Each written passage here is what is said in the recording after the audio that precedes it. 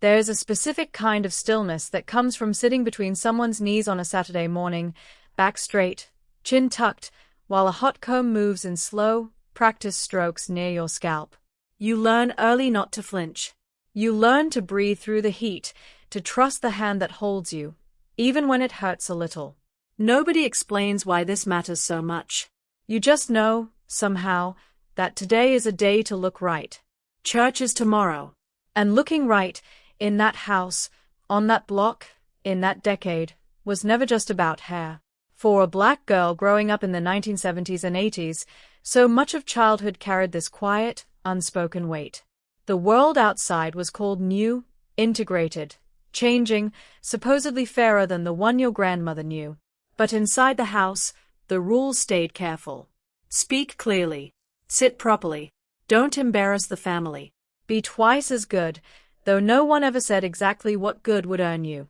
It's easy, looking back, to call this strictness.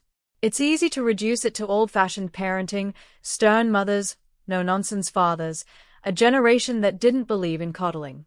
That explanation is common. It is also incomplete, because underneath the discipline was something far more tender and far more urgent than obedience for its own sake. These parents were not simply raising children.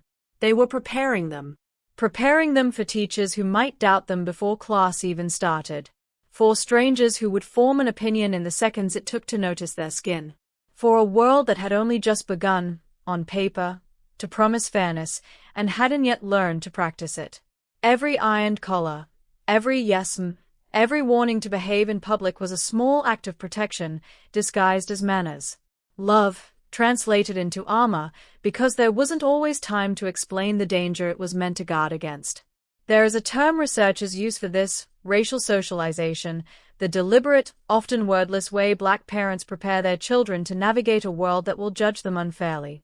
It shows up in how closely a father checks a report card, in how a mother rehearses her daughter's tone before a school event, in the specific, careful way children are taught to hold themselves in rooms where they are the only one who looks like them. None of it was cruelty.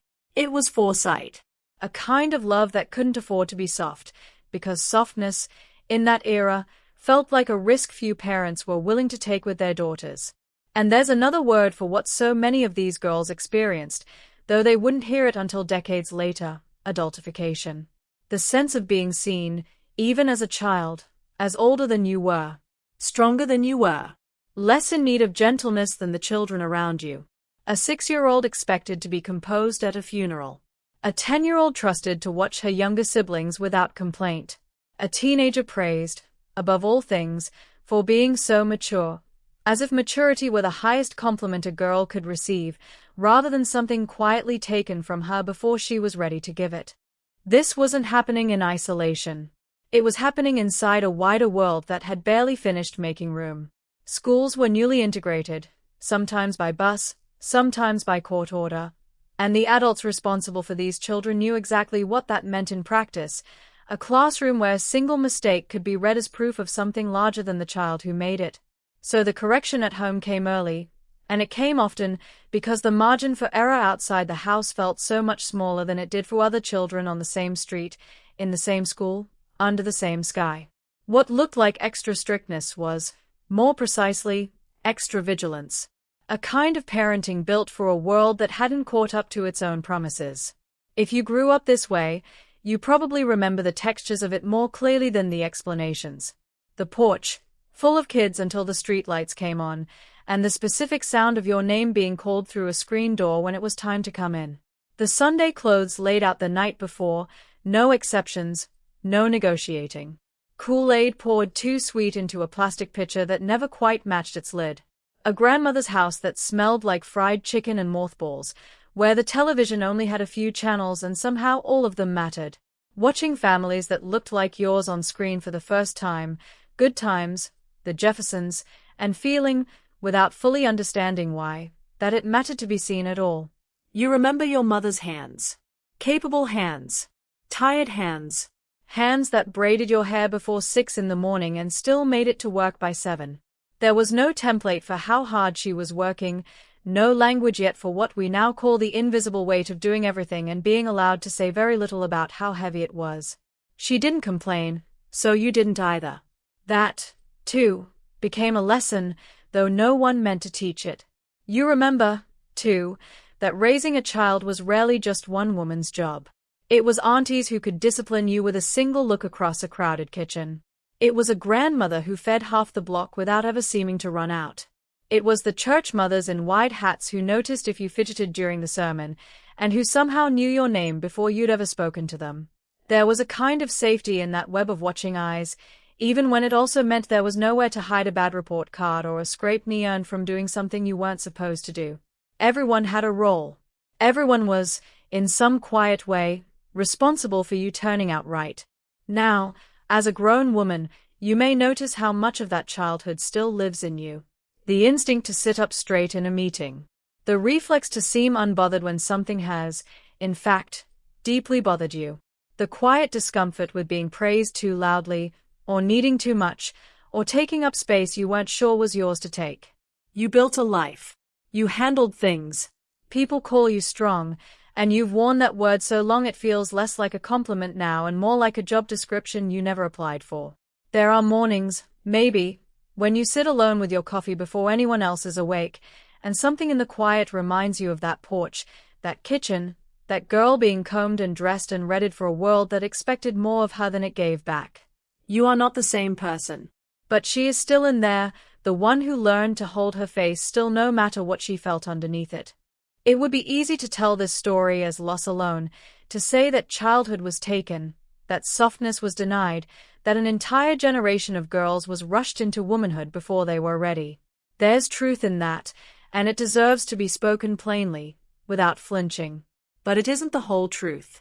Because the same households that demanded composure also built something in these girls that has carried them through every decade since.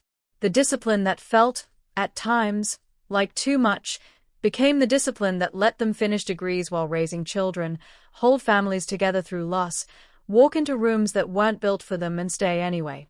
What was asked of them was not fair, but what they built from it was extraordinary. This is the balance so many stories about this generation miss.